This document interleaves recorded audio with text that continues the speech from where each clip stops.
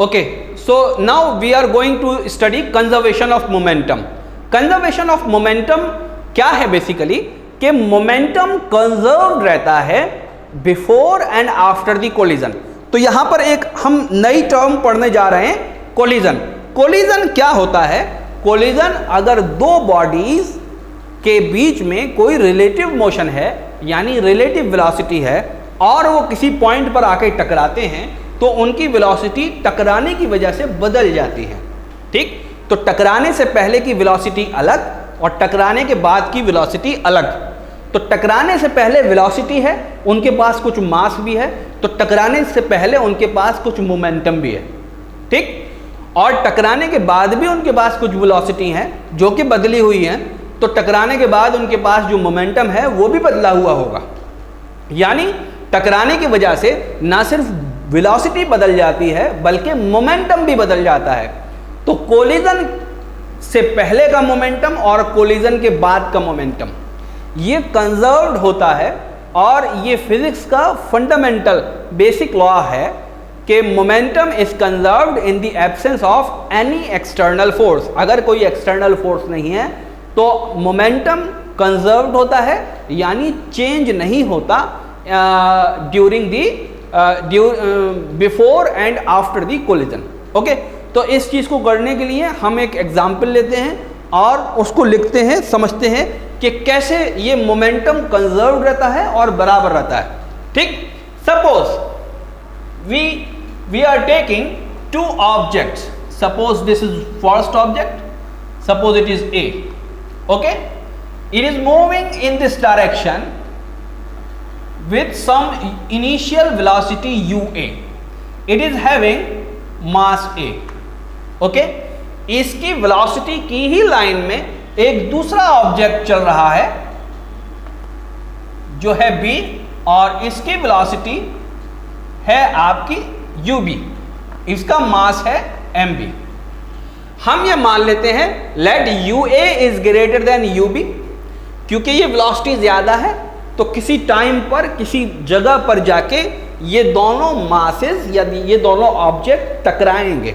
तो हम ये तय करते हैं, सपोज ये यहां पर टकराते हैं।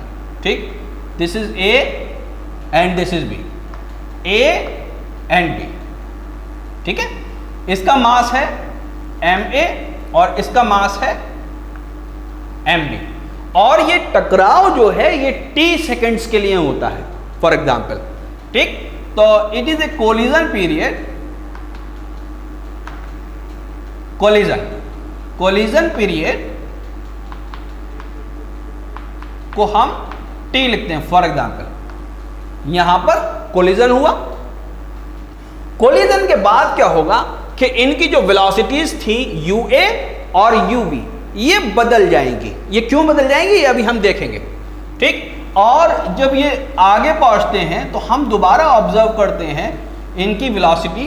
तो अब हम फाइनल वेलोसिटी के लिए अपना नोमेनक्लेचर लेटर्स बदल देते हैं, u की जगह हम v लिख देते हैं। ठीक, तो ये va वेलोसिटी से चलने लगा और b जो है vb वेलोसिटी से चलने लगा। इनके मासेस में अलबत्ता कोई बदलाव नहीं आया, ma और mb ही रहे। ठीक, अब देखिए ये बिफोर द कोलिजन, ये कोलिजन, और ये आफ्टर द कोलिजन। तो ये चीज हम लिख लेते हैं। ये फिगर कब की है? ये बिफोर कोलिजन की है, ये at the time of collision t seconds के लिए हुआ, और ये आफ्टर द कोलिजन। अब ध्यान से देखिए, before the collision A object के पास मास ma था और वेलोसिटी ua थी, तो इसके पास मोमेंटम कितना था before the collision? Before the collision इसके पास ma इंटू ua था। यहां कोलिजन हुआ और कोलिजन के बाद यहां पर जो वेलोसिटी आई, यहां पर जो इसका मोमेंटम आया वो आया ma va। ma में तो कोई बदलाव नहीं आया, लेकिन इसकी वेलोसिटी ua से चेंज होकर va हो गई। तो वेलोसिटी कोलिजन की वजह से बदली और वेलोसिटी बदलने की वजह से मोमेंटम भी बदला। तो ध्यान से देखिए, कोलिजन से पहले का मोमेंटम और कोलिजन से बाद का मोमेंटम इस ए ऑब्जेक्ट का बदल गया। कितनी देर में बदला? t सेकेंड्स में बदला। तो there is a change in velocity, then there is a change in momentum, then there is a rate of change of momentum. तीनों बातें हुई। अच्छा, बी का देखते हैं। बी का कोलिजन से पहले मास था mb और वेलोसिटी थी ub। कोलिजन हुआ, उसके बाद इसकी वेलोसिटी vb हो गई, मास में कोई बदलाव नहीं आया। कोलिजन से पहले इसका मोमेंटम mb था, वेलोसिटी ub थी।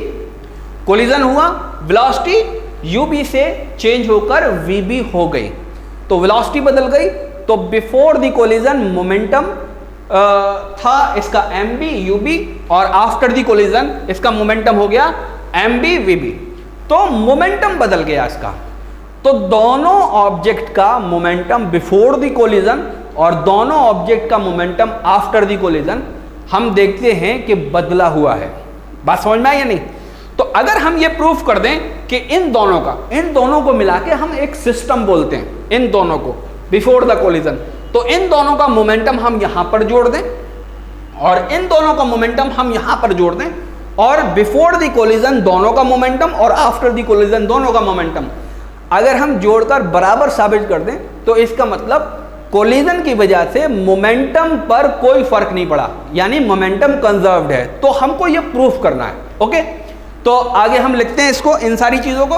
Okay, consider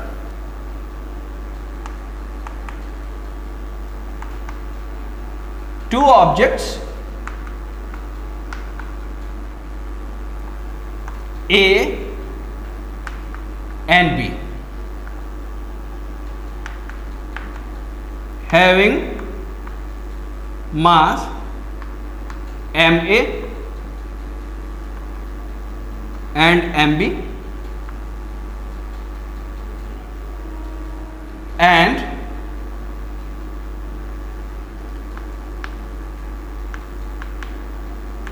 velocities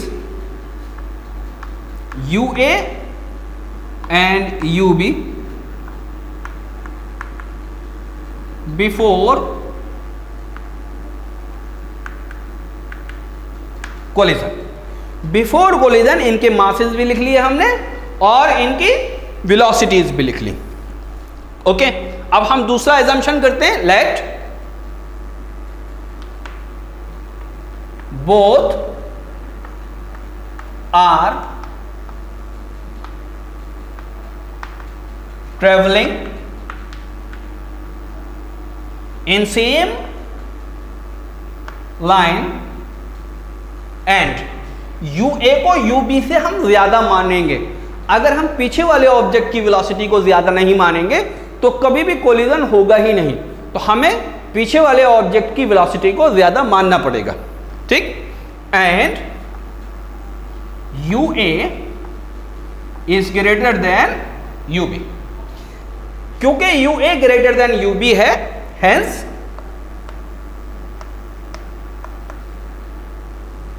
there will be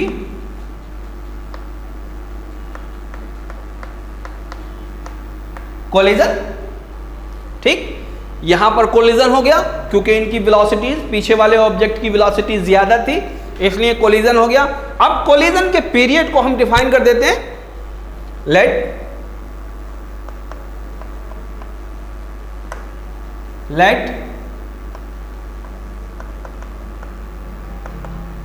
collision period be T. Okay, तो टी सेकेंड्स के लिए कोलिजन हुआ।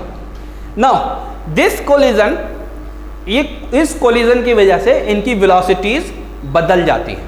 ठीक, हम देखते हैं आमतौर से हमेशा ही जब ये होता है तो वेलोसिटीज बदल जाती हैं। Again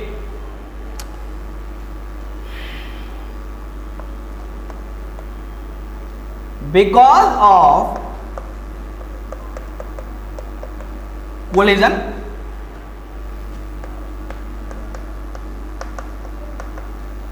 velocities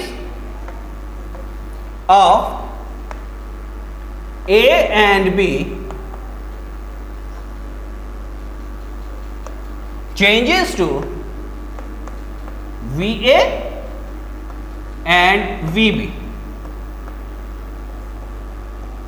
respectively.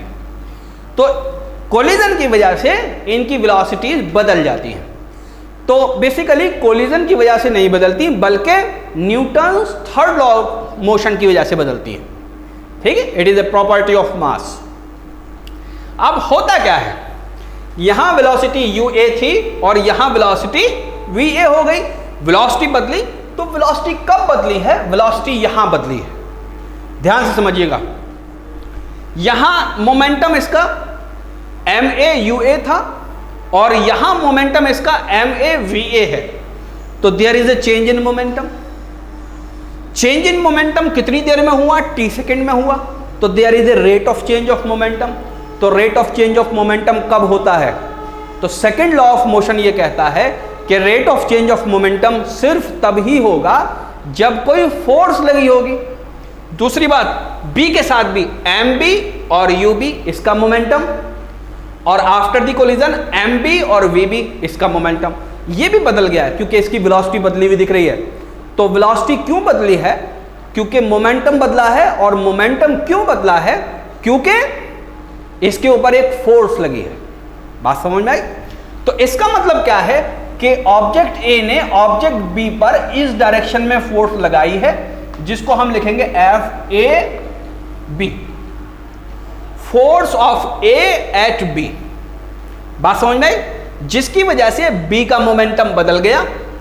Third law of motion क्या कहता है कि B ने भी इतनी ही फोर्स अपोजिट डायरेक्शन में लगाई होगी, जिसको हम लिखेंगे FBA। ठीक, इसको मैं क्लियरली यहां बना देता हूं।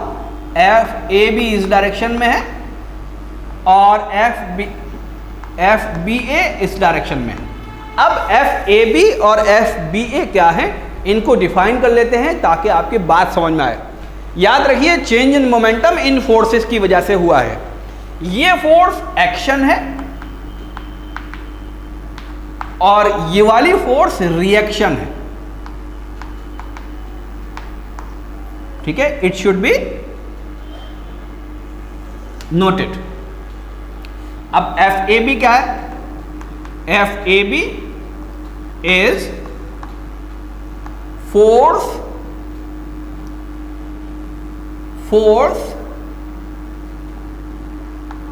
by A at B। ठीक, इट इज ये एक्शन वाली फोर्स है। और FBA क्या है? Is force by B at A। तो जब भी हम कभी लिखते हैं, पहला लेटर तो क्या होगा? बाई, और दूसरा लेटर क्या होगा?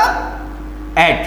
तो ये हमको बाई बताएगा और ये हमको एट बताएगा। ठीक है, फॉर एग्जाम्पल यहां पर हमने ऐसी टर्मिनोलॉजी इस्तेमाल करी है। ओके, अब हम सेकेंड लॉ ऑफ मोशन के जरिए इन फोर्सेस को लिखते हैं। ये फोर्सेस हैं किसके बराबर? ध्यान से सुनिए, FAB। तो AB का मतलब क्या है? By A at B। तो ये फोर्स A ऑब्जेक्ट B पर लगा रहा है, FAB। तो B पर लगा रहा है तो B का मोमेंटम चेंज करेगा। ये बात समझ में आई? और FBA कौन सी फोर्स है? B लगा रहा है A पर, तो ये A का मोमेंटम चेंज करेगा। तो change in momentum is responsible because of this force FBA। ठीक, तो हम change in momentum of A लिखते हैं। Now by second law of motion. Second law of motion का मतलब Newton second law of motion. ठीक, बार बार न्यूटन वर्ड हम ना लिखना अवॉइड करते हैं, तो खाली हम सेकेंड लॉ ऑफ मोशन लिख देते हैं। By second law of motion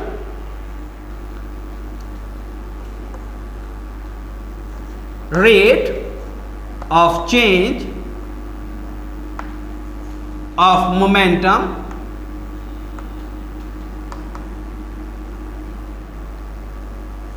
of A is equal to rate of change of momentum क्या होगा? Collision momentum after the collision minus momentum before the collision. तो हम इसको लिख लेते हैं momentum after collision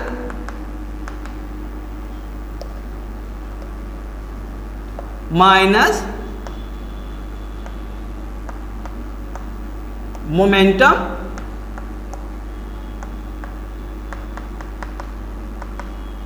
before collision. ये किसके बराबर हो जाएगा? आफ्टर दी कोलिजन क्या है? M A V A, M A V A minus before collision क्या है? M A U A, M A U A. यहां पर हम एम ए को कॉमन ले लेते हैं और ये हो जाएगा we A minus U A. This is the sorry, इसको हमें टाइम से भी डिवाइड करना पड़ेगा। इसको हम डिवाइडेड बाई टी करेंगे और इसको भी हम डिवाइडेड बाई टी करेंगे और इसको भी हम डिवाइड बाई टी करेंगे। ठीक, ये होगा किसके बराबर?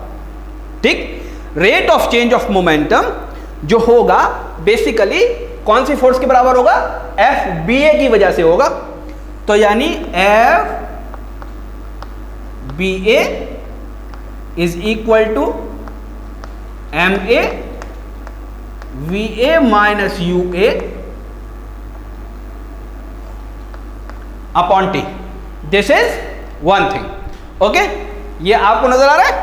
ओके, अब हम दूसरा वाला चेंज इन मोमेंटम लिखते हैं। यहां पर जिस तरह से हमने एफ बी ए निकाला इसके बराबर, और ये बेसिकली क्या था? Rate of change of momentum of A. इसी तरह से हम rate of change of momentum of B निकाल लें तो वो किसके बराबर आएगा? एफ ए बी के बराबर आएगा। तो एफ ए बी किसके बराबर हो जाएगा? एफ ए बी बराबर हो जाएगा, देखिए मास ऑफ ए, तो यहां पर क्या हो जाएगा? Mass of B, final velocity of A minus initial velocity of A, तो वो क्या हो जाएगा? Final velocity of B minus initial velocity of B. Divide किससे कर देंगे हम? टाइम से डिवाइड कर देंगे।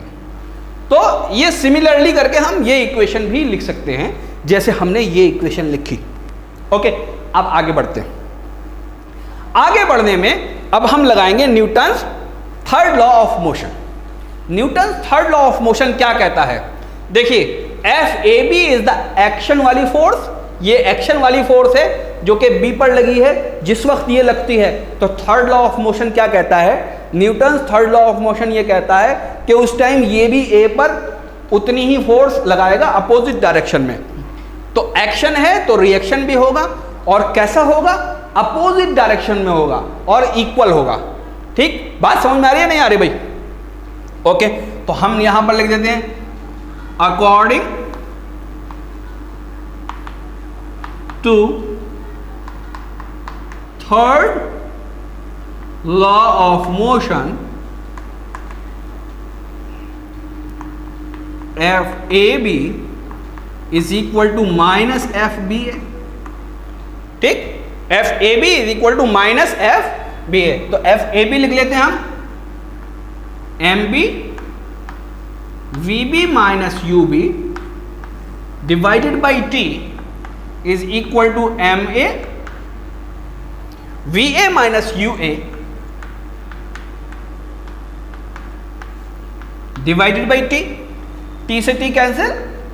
ठीक, इसको हम लिख सकते हैं M B V B minus M B U B is equal to M A V A minus M A U A. बात समझ में आई? अब देखिए ध्यान से, बी वाली क्वांटिटीज एक जगह है और यू वाली क्वांटिटीज एक जगह है, और कैसी है? ये डिफरेंस के साथ है। हम इसमें क्या करते हैं? V वाली क्वांटिटी एक साथ कर देते हैं और U वाली क्वांटिटी एक साथ कर देते हैं। तो हम इसको कैसे लिख सकते हैं? M A U A plus M B U B. U वाली क्वांटिटीज हमने ऐसे लिख ली कि इसको हम इधर ले आए, बात समझ में आए, और इसको हम इधर ले जाते हैं, ऐसे कर लेते हैं। सॉरी, यहां पर मैं गड़बड़ ये कर गया, यहां पे मैंने माइनस नहीं लगाया। जब मैं माइनस लगा दूंगा तो यहां पर माइनस आएगा और यहां पर प्लस आएगा, ठीक। तो एक्सप्रेशन जो बनेगी वो ऐसे बनेगी, ये किसके बराबर हो जाएगा, M B V B plus M A V A. अब ध्यान से देखिए, ये u वाली जो क्वांटिटीज हैं ये कोलिजन से पहले की वेलोसिटीज हैं, ठीक। इनको इनके मासेस से मल्टीप्लाई कर दिया गया, तो ये ऊपर की जो क्वांटिटी है ये basically momentum of A before the collision, momentum of B before the collision, ये दोनों अगर हमने जोड़ दी तो ये momentum of system before the collision है। क्या चीज है, momentum of system before the collision. तो मैं मोमेंटम की जगह खाली पी लिख देता हूं, okay, P of system before collision is equal to किसके बराबर है, M B V B. B object का momentum after the collision plus A object का मोमेंटम आफ्टर द कोलिजन। तो मैं ये कह सकता हूं कि ये सिस्टम का कोलिजन है, सिस्टम का मोमेंटम है आफ्टर द कोलिजन। तो momentum of system before collision is equal to momentum of system after collision, ठीक। तो आपने ये देखा कि कोलिजन के पहले का मोमेंटम सिस्टम का कोलिजन के बाद के मोमेंटम के बराबर होता है। और इस पूरे में एक चीज हमने की कि हमने कोई एक्सटर्नल फोर्स अप्लाई नहीं की। तो in the absence of external unbalanced force, if the momentum of the system before the collision is equal to the momentum of the system after the collision, then this is known as conservation of momentum. तो इसका मतलब क्या है, momentum बदला नहीं है, और momentum क्योंकि बदला नहीं है तो हम ये कह सकते हैं मोमेंटम इज कंजर्व्ड, ठीक। तो ये वाला जो फॉर्मूला है आपका, ये याद रखिएगा, इस पर अक्सर सवाल आता है। इसके अंदर हमने पहले सेकंड लॉ ऑफ मोशन लगाया और फिर हमने थर्ड लॉ ऑफ मोशन लगाया। तो इसका स्क्रीनशॉट ले लीजिए।